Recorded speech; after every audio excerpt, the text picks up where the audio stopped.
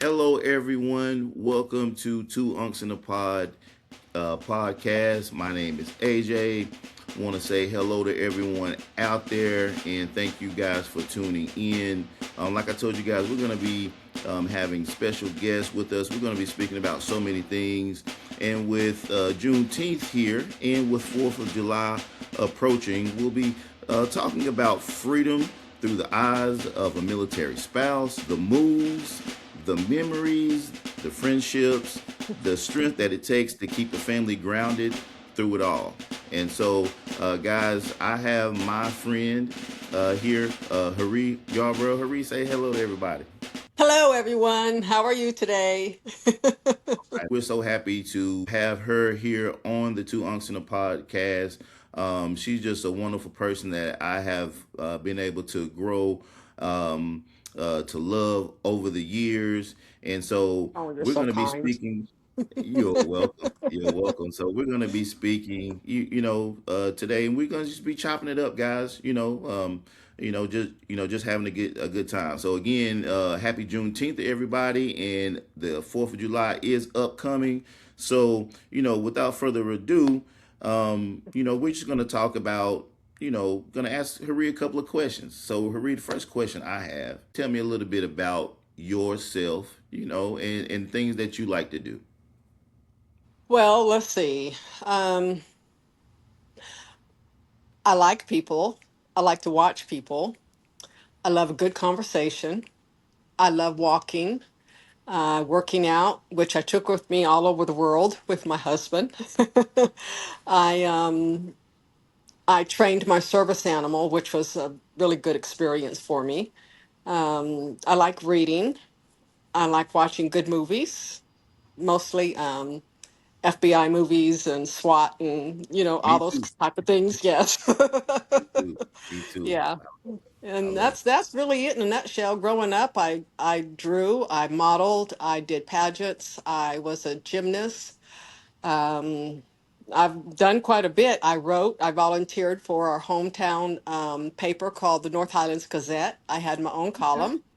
Wow. When I was stationed at Dover Air Force Base. I worked at the BX Exchange there in the shoe department, and I was asked to do the newsletter. So every month I wrote a newsletter for the BX Exchange on Oh, base. wow. Just hearing those wealth of experiences. You know what I mean. Yes. So I did want to ask you what was it like? When you first became a military spouse. Did you understand what military life would be like, or did you kind of learn as you went? I kind of learned as I went. I just knew I was excited. I was excited because my husband was a wonderful man. He was new in the military himself. So we kind of learned that life together. I enjoyed all the moving. Really didn't know what to expect, but I was open and I kept an open mind to whatever I was going to experience. And I learned quite a bit. I got you. So, what would you say was the most surprising thing that you learned in the beginning about being a military spouse in the Air Force? The people that I met, they became family. We always lived on base for the most part, and we were always welcomed. That was very surprising to me because I stayed in one place for 20 years and I knew everybody around me. So when I upped and moved, I found out that in the Air Force, I'm not sure about the other parts of the military because my husband was Air Force, we all became one big family.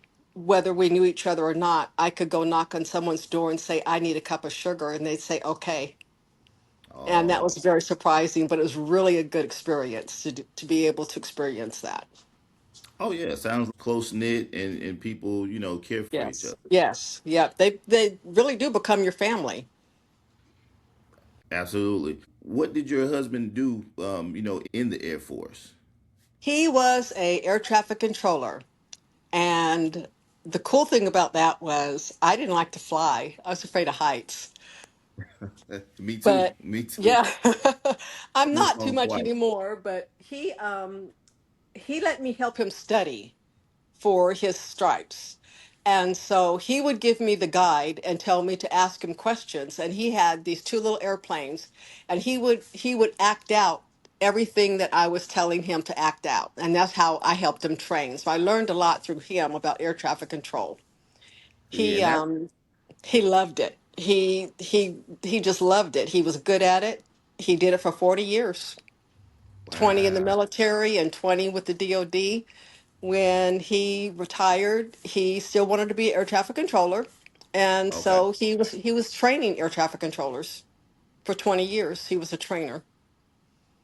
And Wow. he Wow. wasn't a member of the mob, which is the mobility team, which means Oh, okay. we didn't get to move around a lot. But like I said, we were in one place for 7 years. And then he went to Korea for a year. He came back, and then he let me pick the follow-on base. I wanted Germany. So we moved to Germany. Oh, And that was that was really a great experience. I think everyone, if you have a chance to live in another country or even to just visit another country to see how other people live, mm-hmm.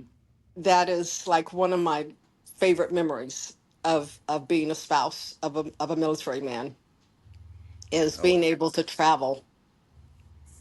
oh yeah, yeah, yeah. That leads to another question. Like you say, traveling and then Hmm. him being air traffic controller. What Hmm. did you learn, about because that's a great deal of responsibility, right? Um, Yes. so what did Yes. you learn about the responsibility that he carried and what made you proud of his service? Well, the responsibility, I one thing I learned real quick was once he was at work, he was at work. He, Oh, unless it was life or death, he had to be at work. So I had to become independent really quick. I had to learn how to do things on my own because he could not come home and help me. Um, as far as him, like I said, he loved being an air traffic controller. He lived it. He taught other co-workers of color and not of color how to handle themselves as controllers. I was very proud of him. He moved through the service very, very well with grace. He did it with grace. Um, I always helped him study. When he reenlisted, at one point he did the ceremony in our home. He wanted his boss to come to his home, to our home. oh, okay. And Chris was just a little guy then, and I've got pictures of him. And he re-enlisted at home. He took it very personal, and he wanted it to be private. And so that's what we did. And that's who he was. He was a very private person, but he was very knowledgeable. He earned a degree in aeronautics. Took him a Okay. little bit, but he did. And I was just always proud of him as the way he carried himself. He was very calm. Everybody says that's a really high stressful job, but he was very calm. He didn't, his feathers didn't get ruffled. I learned of one at one point he talked a pilot down. A pilot was in trouble, Oh, and he literally talked that pilot down safely. So things like that, I learned about him because we didn't know each other very long. I knew him for 3 weeks, and he asked me to marry him. what? Yes, three sir. So, three you know, weeks? 3 weeks. Yes, sir. And my mom told me I would marry him, and I was like, no, I'm not. I don't even know him. And 3 weeks later, he asked me to marry him, and we were married 42 years. Well, And that's so it was just a lot of it was learning, as we went, but we took our time, and it was just a wonderful experience. He was from North Carolina. I was from California. So I always okay. teased him, and I always tell him, you had to come all the way to California to find you a good wife. Coast to coast, coast to coast, But I, baby. I, I would follow him anywhere, anywhere. I couldn't go to Korea with him because that was a place where spouses, couldn't go. But I just follow him anywhere. Got you, got you. Did his role, that he had as having that so much responsibility, did that change the way that you looked, before you guys met? Did that change the way that you looked at, say sacrifice, discipline, commitment? Did that change when you saw, his sacrifice For me or him? for Did for it you? change for me? It did. Mm, I I was raised around a military base. That's how I met him. And so I didn't really understand the depth of it, and he would make a joke sometimes. I'd want to put hold his hand, and he'd say, well, if they wanted me to have a wife, they would have issued you to me. So that sort of, he was always joking, but it was just there. I mean, it was a big responsibility for me, and I was young. I was 20 when I met him. He gotcha. was 7 years older than me. So Oh, okay.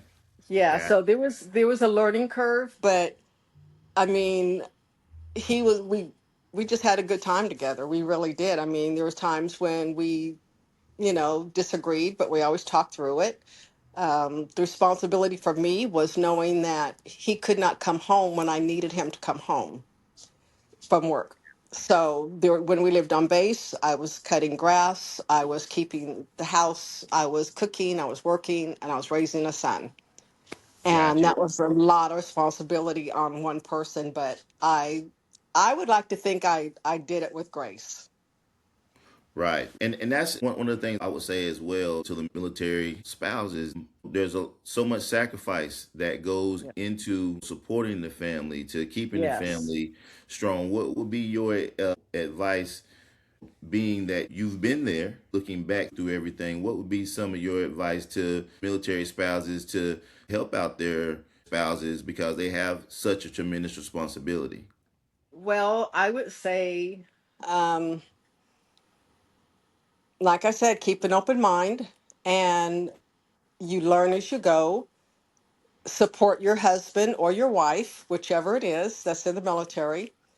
Know what they Yes. do in the military, and that will help. If you understand their job in the military, that will help you to understand them, and that will help you to move through that type of life and take on the responsibility that you have to take on as a military spouse. And a lot of prayer. Um, I was in a lot. I went to church a lot. I prayed a lot. I had prayer partners, and um, the other air traffic controller wives, we all got together and hung out. We would have barbecues. We supported each other. And Gotcha. I still know them to this day. They're still my friends. So, you just have to do it. You have to look at it with an open mind. And like I said, if you understand what your spouse is doing in the military and why they are doing it, it will make it easier for you to be strong for them, because really that's what you're going to have to do. There's going to be times you're going to be tired. You're not going to want to get up. You're not going to want to wash dishes or cook dinner or do the grocery shopping or take care of the children or the child, but you do it Right. anyway because you understand the sacrifice that you have to make as a spouse.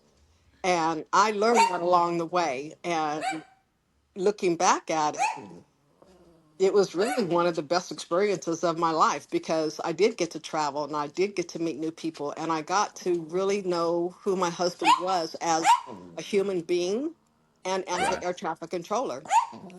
He was very wise and calm, and I was always the one running around like my hair was on fire.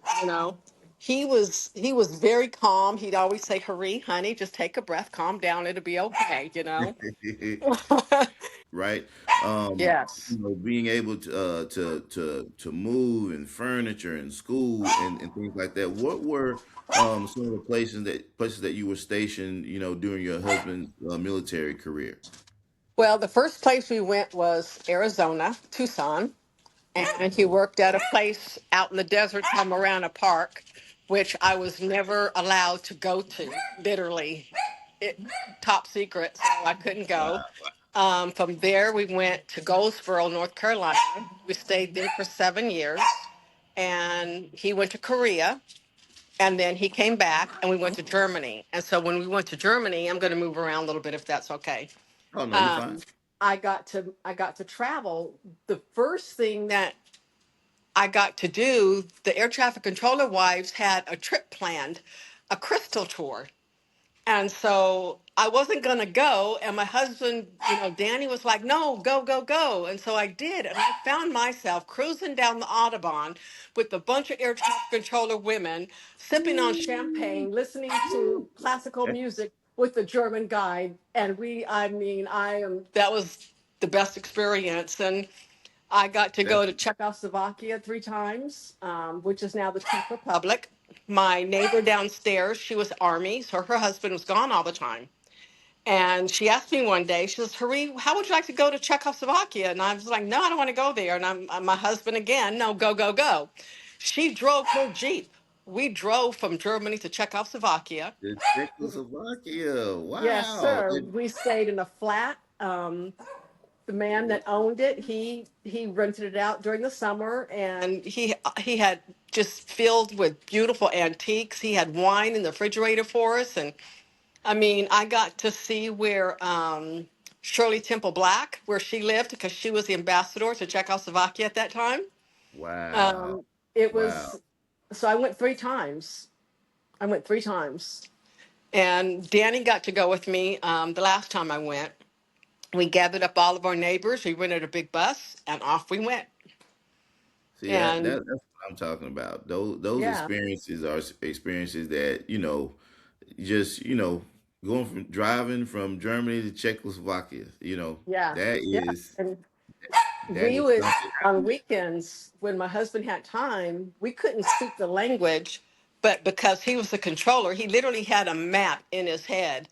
So we would just decide where we wanted to go, and we would look at the map and we would go. So we would go castle hopping, which meant you went to the mountains and you found castles, and you would follow the trail from one castle to the other, and there were ruins, and it was just something that you don't hear about or see in school. You don't learn about those things in school. You have to literally physically experience them. Wow. Chris, he experienced a lot of that with us. Shout out We to went to Chris. Oktoberfest.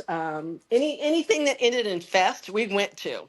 So it was like the pig fest, the beer fest. It was just, for me, it was like 4 years of vacation. And I worked 1 hour a day and earned good money because I was able to take my work with me because I did physical fitness. So I rented a space in the gym, and I had my own class for 4 years. So, and then I could volunteer with Chris's class. So when they went on field trips, I could go with them, which meant I got to travel even more. Wow. So that's why I say that if they get a chance, as you're in the military, if you get a chance, go overseas. They'll take care of you. They'll tell you where you can go and where you can't go. You'll get briefed on all that. But it's it's good to see how other people live. And like I said, you don't learn about that in school. You just don't. This is my service dog you hear. I'm so sorry. Oh, no, no, no. Hey, listen, shout out to all the service dogs. I'm just having a great time. Just, just hearing, about those experiences, because I would think for myself, Mhm. and I guess other people would think as well, going to unfamiliar places, It's scary. and yeah, it's scary. And how do you keep your mind to where you're open to, to friendships?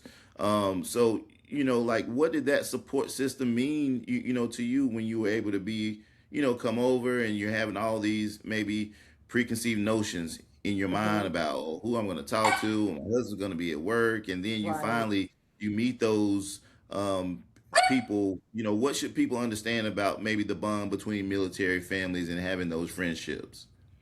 Well, I think the biggest thing is, again, like I said, you keep an open mind with those people, because everywhere I went, I had a knock on the door, and they were welcoming, my neighbors, or they'd bring us something, or, when we went overseas, you don't have to worry about packing. You pack what you need, and then the military packs everything else. You just separate things for them. Oh, wow. They'll pack your trash if you're not careful. So that part I didn't have to worry about. But it was. because I like people, because I am a people person and I watch people, I've always done that my whole life. It wasn't hard for me to adapt to meeting new people. Some were good, some I liked, and some I didn't, and that's normal. Yeah, that's life. Is that's how life goes. But you make the best of it, and you learn as you go. Like we said at the very beginning, you learn as you go. My husband took a second job while we were in Germany. He was a bartender at the NCO club. So Wow. yeah, it was pretty cool. I'd go hang out with him, whenever I could. And I'll never Wow. forget this one night they had country western night. And my hair is short now, but it was even shorter then. I Okay. literally had a military buzz going Oh, on, you got a buzz. Yes. So I was walking through the club, and this real big, tall guy with a cowboy hat on said, "Excuse me, sir." And I turned around, I looked at him, and he says, "Oh, I'm so sorry, ma'am." He asked me to dance, and I don't know how to two step. He taught me how to two step. I mean, Ah, just little things like that. I mean, keep an wow. open mind to experiences because those experiences are going to stay with you for the rest of your life. And you'll look back on them. And you may not know it when you are experiencing it, but when you look back on it, you'll smile. You'll say, oh, wow, I actually did that. You know, it's Absolutely. Chris, my son, he liked moving. He made friends wherever he went. At one point, he, kind of sad to leave friends, but I tried to instill in him what was instilled in me, which is keep an open mind, and you're going to learn a lot and meet different types of people. And you don't always get that experience. People in everyday life don't really get that chance to do that. Yes, So, yes, yes. um, He we went to church, we prayed a lot. My friends, my lady friends, we'd have coffee. We would help each other out if our husbands were stationed somewhere or had to go to school for 6 months. We were right. there to support each other. We were there to say, what do you need today? Do you need me to watch your child? Do you need a ride to work? Or, if one of my friends, her car broke down, I literally helped her get her car back on the road. Her husband was deployed. So little things like that, So they you guys seem, banded together to, look out for yes, each other. exactly. And it just it carried over even when he started working for the DOD because he was at a guard unit in Albemarle, North Carolina, and that guard unit became our family as well. They would come over. They helped my husband change out our gas pack, air conditioner. I mean, they just showed up. Right. They you don't have to really ask. They're just there, and in turn you're there for them as well. And I think that's one of the great things about the armed the armed forces Hmm. is that with so much going on today and things being so polarized, one of the things I love about the military is that you're able to have that camaraderie with people who have different backgrounds, people who don't look like Yes. you, and it can erase those preconceived notions that you Yes. have when you actually finally get to meet them, and it just gives you a more of a sense of Yes. pride, and things like that. So I Yes. definitely. And I kind of had a leg up because of where I grew up. I grew up in a neighborhood that had all different types of people. I had neighbors that were from Guam, Canada, Hispanic, See, that's what I'm African American. So we had a mixture. a So mixture. moving around, it didn't really bother me to see different types of people because that's how I was raised. Now, for other people, it might be a little bit difficult if they don't have the type of background that I had growing up. I went to Right. school with all different types of people. They were in my neighborhood. My husband, because he was 7 years older than me, he experienced segregation. And that's something I never experienced. And so with him being in the military, he adapted to knowing different types of people and getting to know who they are and all of that. For me, it was easy because of how I grew up. But he did it, and he understood the difference. And we might be different, but we're all the same. We I all have love it. feelings. We all have feelings. We all have emotions. We all, you know, we breathe, we eat. We're the same pretty much. Right, You right. And know. we all, and we all, we can be loving one day and cranky another day. That's just us Yes, as sir. humans, and we just Yes, and try it again another as a day. military spouse, you have to have an outlet. Right, And you know, the, my outlet was I always like to walk. I've always been a walker. I've always worked out. Like I said, I was a tumbler, a gymnast, and all of that. And some of the ladies, they didn't know, how to work out or anything, and so I took a job at a spa there. And I was the first black to work at that spa. They literally had to have permission. So things wow, like that I was not used to. I've Because I was raised in California, right. Different. and yeah, it was very different. But I invited them to my spa, and they would come work out with me, and then we'd walk, and all of that. So we got to share experiences. So, and that's the whole part about being a spouse in the military. Whether your wife is in the military or your husband, your son, your daughter, if they're stationed somewhere, go see them. Don't always make them come to you. You go see them, and that way you can see their life. You can see the life they built, Right. you know, and the friends they've made And see, in the yeah, military.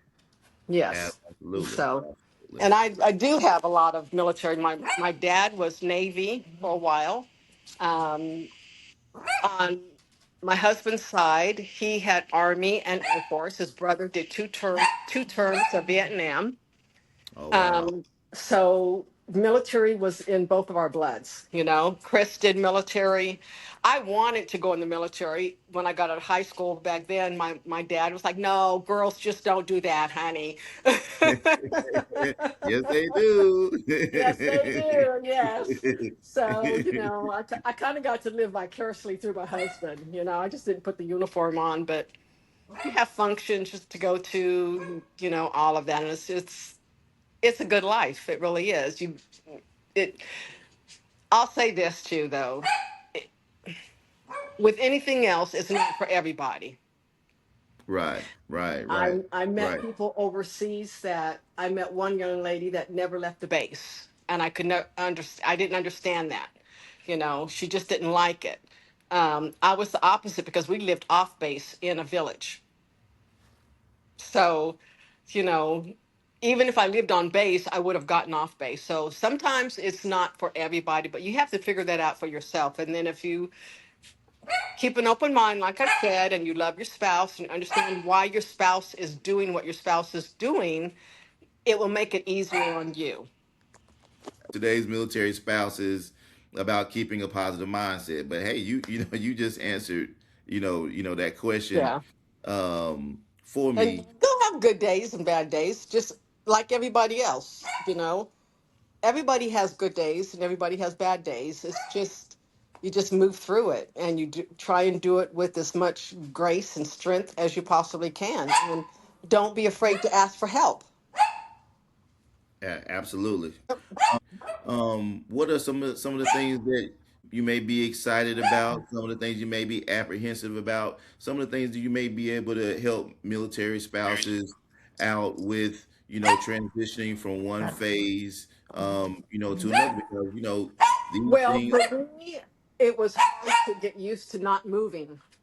Even though we didn't move a lot, I would get that moving bug, and I'd be like, God, I gotta move. I need to move somewhere. I want to go somewhere. So transitioning sometimes can be a little bit difficult mentally. But like Got I said, because he was still an air traffic controller and we were still around military. gotcha. But transitioning, it can be kind of mentally rough. The military will move your stuff to where you're at, and then that's it. You're just done. You're done with the military. But you try and keep those friendships with you. Stay in touch with those people that you were friends with while they were in the military as well. Stay in touch with them because they're still your military family. Gotcha. Gotcha. Well, as we get ready to close, I just want to bring back, happy Juneteenth Yeah. and the 4th of July is fastly approaching. We want to say, much respect to all of our military Yes. families, especially our military spouses. Hurry, we're gonna get out of here. You got the last word. You want to say anything? Well, thank you for having me. I enjoyed the conversation, and I do also have a lot of respect for our military. They go above and beyond. The spouses don't always get recognized. So my hat's off to all the spouses, whether you're a male spouse or a female spouse. My hat's off to them, because it's work, but it's It good work. is. It's good work. Yes, Salute, sir. salute to you guys, and guys, you make sure that you like, subscribe, tune in, listen. We're gonna be speaking with Hare, in the future. We're gonna be kind of chiming in on her because one of the things about the two unks in the podcast is we're the transition between, say, the young generation and the seasoned generation, the generation Yeah. that's been around there. So we want to be the gap to help our young people and as well as our more seasoned people who've been around the block kind of understand each other, feel each other, work together in order to have a, Yes. a more prosperous life and just understand Yeah. life as we go through it because we don't know, they don't know the things that we've been through, but we know the things that they've been through. But with Right. technology Everybody and has a things, story. Everybody exactly, has a story. Yep. absolutely. All right. Well, guys, Oh, next time, and we'll see you later. Peace. okay. Peace out.